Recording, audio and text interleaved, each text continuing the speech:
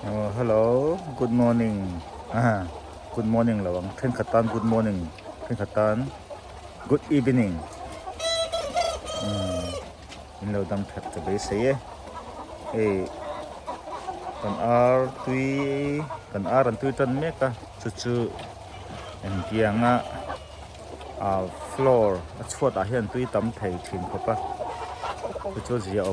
thei deuh be sin kan en ko dang pen tron da lam do ni en nom dio han lo mai theya tối tế tên video có rần đã đồn ar an tui tan ve ta zi nga he tu ni ka kana so an ei tha an cho ei turzat an ei zo to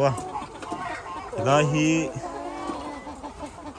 akil an ya in a chung lu na chung lu na in kil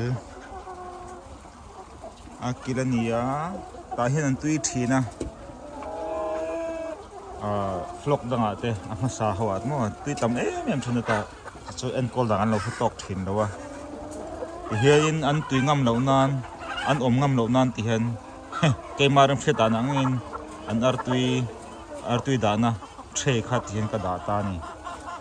chu te chung chuan ta hian he pakhat chu lo tui rama lelama po he ti hian ka da ta floor charang hu kan do le ta kan da si nga kan la le hi artui circular tui tam ni tuk tur ven na aven thei pal ta kin ka ti ka da ni da nga makar tungkar tom lamai chuan tui tam to do na pathian zaran dam zel chuan chu kan en chin zelang video a kan upload chalon ni yang hianin akila hianin kum som thum za thleng te po hian lo tui thin chu ka han veng chin do ni chu lo dam thai pathian zara hei an tun ni hi an dam thak mai tilang tam ni tuk lawila ara khacha akila hian tui teu thina helai chin vel hi an tui tam em ni hei khul sel kan ti helai top tap bon zar lam chin hi helai vel chin che hi ta hi an tui tam em thina chu thei to pin kan veng tum do le ni le yang bo kha kan tuk tin kan ma chu ni